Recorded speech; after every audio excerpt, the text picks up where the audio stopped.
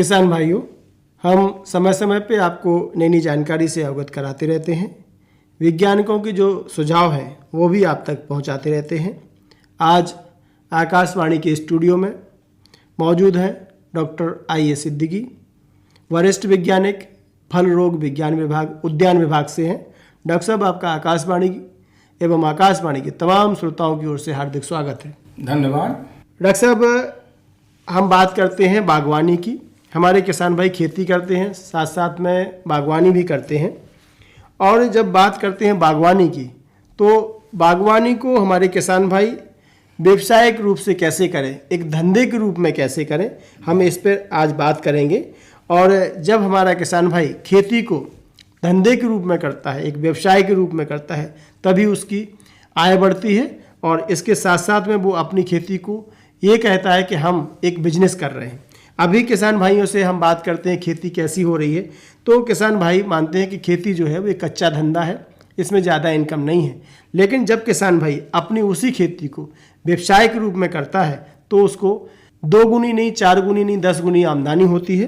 तो आज बात करेंगे बागवानी को हम व्यवसायिक रूप से कैसे करें। डॉक्टर साहब, आप इस विषय के वैज्ञानिक हैं, तो किसान भाइयों को बताइए कि शुरुआती दौर में वो कैसे तैयारी करें। सर्वप्रथम तो मैं अपने समस्त किसान भाइयों को नमस्कार करता हूं। और जैसा कि आपने बात की है कि किसान भाई व्यावसायिक खेती कैसे करें, मैं बताना चाहता हूं कि अपने यहाँ किसान भाई तरह तरह की खेती करते हैं।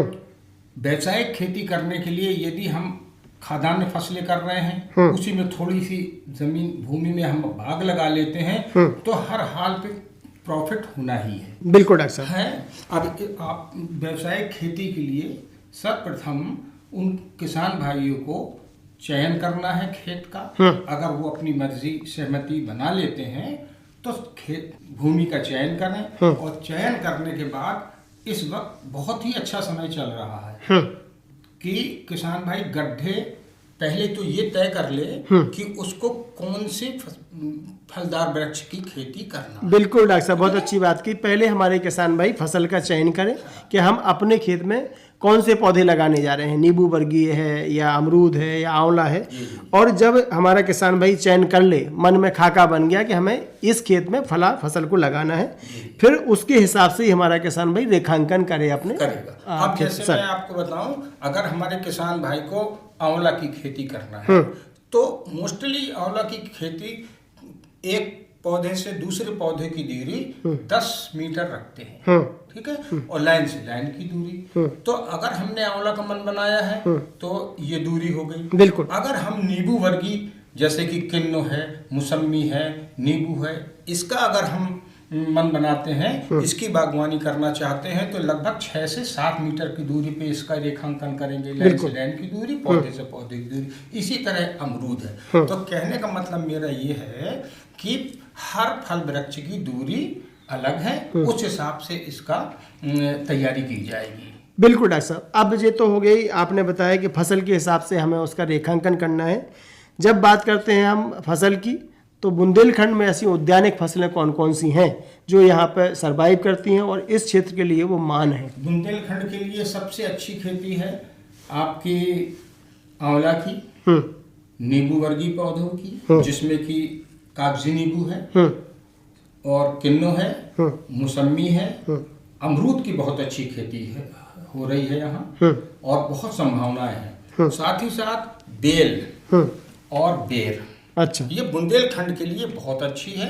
और किसान भाइयों को बता दूं कि इस समय सबसे अच्छा समय भी चल रहा है। जी डॉक्टर, आपने बहुत समय पे हमें बुलाया है किसान भाइयों के बीच में कि मैं उनको, चूंकि जो किसान भाई बागवानी करना चाहते हैं, जो फल वृक्ष लगाना चाहते हैं, उसकी पौधे का रेखांकन करा लें, उसके निशान लगा लें, गड्ढा कहाँ खोदा जाना है, पौधे की जो निर्धारित दूरी है उसके हिसाब से, और 1 मीटर गहरा, 1 मीटर व्यास का गड्ढा खोद के रख दें। अच्छा, उससे क्या हो, अच्छा, खोदते समय ये ध्यान रखें कि ऊपर की मिट्टी जब आप करीब करीब अगर मान लीजिए 1 मीटर गड्ढा हमें खोदना है तो आधी मिट्टी ऊपर के हिस्से की एक तरफ रखें, इसके नीचे जब हम और आधा खोदें तो उसकी मिट्टी दूसरे तरफ रखें। अच्छा। ठीक है, और ऐसा करके छोड़ दें आप। तो इस समय टेम्परेचर बहुत बढ़ रहा है, तो उस गर्मी की जो सूरज की रोशनी है उससे जो गड्ढे के अंदर माइक्रोब्स यानी जो सूक्ष्म जीव ऐसे होंगे जो पौधों को आगे चल के नुकसान पहुंचा सकते हैं, फफूंदी हो सकते हैं, कीड़ों के अवस्थाएं हो सकती हैं, वो सब स्वतः समाप्त हो जाएंगी। जी ठीक है डॉक्टर साहब, ये तो हो गई गड्ढे की बात के गड्ढा 1 मीटर बाई 1 मीटर का खोदना है, मतलब गहराई भी उसकी हमें 1 मीटर लेना है और उसकी मिट्टी अलग रखना है। आपने बताया कि ऊपर की जो मिट्टी है 1 फुट तक की वो अलग रखें, नीचे की अलग रखें। तो ऊपर की जो मिट्टी है क्या वो अलग होती है, या कहने का मतलब है कि उसमें कौन से ऐसे तत्व हैं? बहुत अच्छा सवाल आपने किया है हमारे किसान भाइयों के लिए। ये जानना जरूरी है कि जो ऊपर की मिट्टी हमने अलग रखी है, हाँ। नीचे की अलग रखी है, और हमने करीब 15 से 20 दिन गड्ढे को खुला छोड़ रखा था। अब पौधा लगाने से पहले और बरसात शुरू होने से पहले हम अपने गड्ढे को इस तरह भरेंगे कि जो ऊपर की मिट्टी हमने अलग रखी है ये उपजाऊ है। बिल्कुल ठीक है, इसको हम नीचे डाल देते हैं, और जो नीचे की मिट्टी थी इसको हमें ऊपर डालना है, लेकिन इसमें गोबर की खाद मिलाकर। अच्छा। लगभग 15 से 20 किलो गोबर की खाद अच्छी तरह से मिलाकर इसमें ऊपर डाल देंगे। तो अब आप समझ लीजिए कि पूरा गड्ढा नीचे से ऊपर तक पोषक तत्वों से युक्त हो गया। अब आगे, और इसको भरते समय ये ध्यान रखें कि 15 से 20 सेंटीमीटर गड्ढा ऊंचाई पे भरें, ताकि पहली बरसात के बाद कुछ मिट्टी नीचे जाए। जैसे कि हमारे किसान भाई ने गड्ढा भरा, तो किसान भाई हमारा गड्ढा कम से कम 6 इंच ऊपर तक भरे। बरसात पानी बरसेगा तो निश्चित है वो बैठक लेगा तो धसक जाएगा। और डॉक्टर साहब उसमें ये भी हमारे किसान भाई ध्यान दें कि जैसे बरसात हो तो उसमें गड्ढे में ऐसा निशान लगा दे तो किसान को याद रहे कि हमारा गड्ढा फला जगह है। उसमें क्या करना है कि 20 सेंटर में एक बांस की पतली पतली लकड़ी काट ले, उसमें कर दें, और हमें उसी जगह 1 बरसात 2 बरसात होने के बाद जब हमारा गड्ढा ठंडा हो जाए पौधे लेके लगा दें। बिल्कुल डॉक्टर साहब। अब बात आती है डॉक्टर साहब, गड्ढा की खुदाई हो गई, गड्ढा की भराई हो गई, अब हमारा जो किसान भाई है वो जाता है पौधा लेने, और किसान भाई की इच्छा होती है कि पौधा में अच्छा मिले, अच्छी प्रजाति का मिले।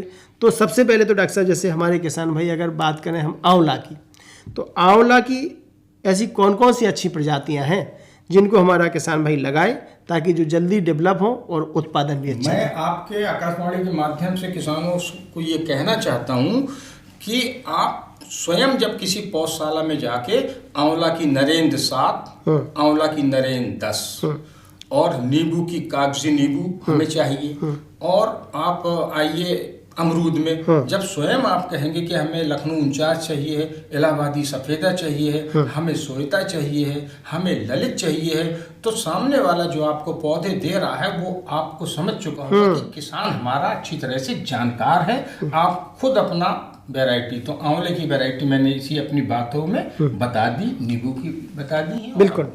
अब डॉक्टर साहब एक और आगे प्रश्न ये आता है किसान भाई के सामने कि विश्वास की कमी है हर जगह।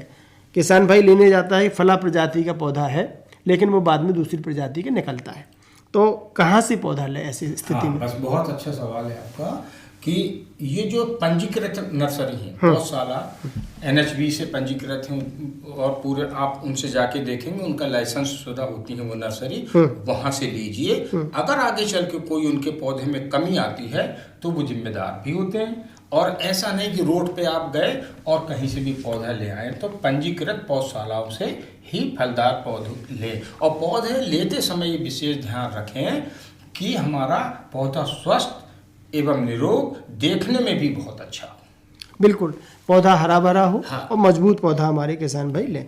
अब डॉक्टर साहब पौधा लेने के बाद जब किसान भाई हमारे खेत पे आता है तो लगाते समय किन बातों का ध्यान रखें ताकि पौधा है वो अच्छे से लगे? और कभी कभी किसान भाई लगाते हैं मट्टी को ढीला छोड़ देते हैं, पिंडी को फोड़ देते हैं, और उसमें हवा चली जाती है, जाना चाहिए नहीं जाना चाहिए, इस पर थोड़ा सा। हाँ, तो जो पिंडी आती है, अब तो पॉलीथीन बैग में आ रहे हैं पौधे, अगर पॉलीथीन बैग से उसको धीरे से अच्छी तरह से पन्नी को हटाना है, सावधानी पूर्वक, जिससे उसकी पिंडी ना टूटे, और पिंडी की जितनी ऊंचाई है, जितनी चौड़ाई है, उतना ही उस गड्ढे पे बीच सेंटर में अपना गड्ढा कर लें और इस पिंडी को उसमें अच्छी तरह से दबा दें। दबाने के उपरांत पानी दे दें। एक विशेष बात बहुत ज़रूरी है जो मैं बताना चाहता हूँ कि किसान भाई पौधा लगाते समय ये विशेष ध्यान रखें कि आप कलमी पौधा लगा रहे हैं, और कलमी पौधा देसी पौधा से, जिसको कहते हैं मूलवृंत और सांकुर है, कलमी पौधा देसी पौधे से जुड़ा रहता है, तो जो जोड़ वाला भाग है वो मिट्टी के नीचे ना दब पाए, बिल्कुल, है ना, वो मिट्टी से पौधे की जो गड्ढे की सतह है उससे ऊपर रहे कम से कम 6 से 8 इंच, जिससे कि उसमें अच्छी तरह से वृद्धि हो। बिल्कुल डॉक्टर साहब। अब ये तो हो गई है कि जो कलमी पौधा है उसको किसान भाई को ऊपर कलम रखना है। बाद में देखने में ये आता है कि 6 महीने बाद, साल भर बाद लगाया तो था कलमी, लेकिन वो हो गया देसी। जी, ऐसा क्यों हो जाता है? वो ऐसा इसलिए हो जाता है कि जो पौधे तैयार किए जाते हैं नर्सरी में, तो कलमी पौधे की जो गूटी या कलमी पौधे की जो ग्राफ्टिंग होती है देसी पौधे में, तो हमें विशेष ध्यान रखना है कि जब हम कलमी पौधा लगाएं तो जो जोड़ है पौधे का, उसके नीचे से कोई भी वानस्पतिक वृद्धि ना होने दें जी। अगर उसमें वानस्पतिक वृद्धि होगी तो वो देसी पौधे की वानस्पतिक वृद्धि है, और उसमें फल भी आएंगे तो देसी आएंगे, जबकि हमने इस मंशा से वो पौधा लगाया था कि हमें कलमी पौधे चाहिए। तो किसान भाइयों से मेरा अनुरोध रहेगा, मेरा सुझाव रहेगा कि उस ज्वाइंट के नीचे जो बीजू पौधे का स्टॉक है, मूलवृंत है, उससे किसी भी तरह की किल्ले और शाखाएं न निकलने दें, समय समय पे काटते रहें। बिल्कुल डॉक्टर साहब। अब डॉक्टर साहब बात ये आती है कि हमारा किसान भाई व्यावसायिक रूप से उद्यानिक फसलें ले रहा है, ऐसी कौन कौन सी प्रजातियां लगाएं, ऐसी कौन कौन सी फल लगाएं, उनमें किन बातों का ध्यान रखें कि उसके जो फल हैं वो निरंतर उसे मिलते रहें? हाँ, ये लगा बहुत अच्छा है, आपने बात कर दी। मैं बताऊं आपको कि चूंकि किसान बाग लगाने जा रहा है और जीवन भर के लिए बाग होता है, अगर अभी कोई उनसे गलती हो गई नासमझी की वजह से, तो फिर उसे सुधारना मुश्किल हो जाता। इसलिए आवश्यक है कि जब भी किसान कोई भी वैरायटी, किसी भी फलदार वृक्षों को लगाए, तो उसकी 2-3 वैरायटी जरूर लगाए। उससे क्या होता है कि भले जैसे मान लीजिए आंवला है, आंवले की आपको नरेन 7 लगाना है और आप कह रहे हैं नरेन 7 ही लगाएंगे, तो मेरे कहने से नरेन 7 आप 90% लगा लीजिए, बाकी नरेन 6 है और चकैया है, कोई भी अन्य वैरायटी लगा सकते हैं। उससे क्या होता है कि इसका समय सबका थोड़ा बहुत अंतर है। कोई वैरायटी पहले थोड़ा मैच्योर होगी और दूसरी वैरायटी मध्य में मैच्योर होगी और तीसरी वैरायटी अंत में पक के तैयार होगी। तो साल भर आप मन मुताबिक पैसा मार्केट से ले सकते, आप बात नहीं है तोड़ने की। बिल्कुल बिल्कुल। और इसमें डॉक्टर साहब हमारे किसान भाइयों को ये फायदा होगा कि मंडी में एक ही समय, एक ही दिन तमाम मटेरियल पहुंच जाता है, ज़्यादा मात्रा में वहाँ पर फल पहुँच जाते, तो मंडी में उनके दाम कम हो जाते हैं। अगर निरंतर पौधे निकलेंगे, निरंतर हमारे फल निकलेंगे, तो निश्चित है कभी कम कभी ज़्यादा, इस हिसाब से उसे भाव भी मिलेगा। विभिन्न प्रजातियों के बोने से एक ये भी फायदा है कि इसमें जो परागण की क्रिया होती है, जैसे आंवला को ही ले लीजिए, अगर एक वैरायटी लगाते हैं, अक्सर किसान भाइयों की शिकायत होती है हमारे में फल नहीं आए या फल कम आए, तो किसान भाइयों से यही सुझाव है कि जो भी आपकी इच्छा के मुताबिक वैरायटी है वो आप ज़्यादा से ज़्यादा लगा सकते हैं, लेकिन दूसरे उसी फलदार वृक्ष की अन्य प्रजातियां भी उन्नतशील हैं, उनको भी जरूर लगाएं। और डॉक्टर सिद्दीकी साहब, आप आकाशवाणी की स्टूडियो में किसान भाइयों को इतनी अच्छी जानकारी दी, इसके लिए आपका बहुत बहुत धन्यवाद। धन्यवाद।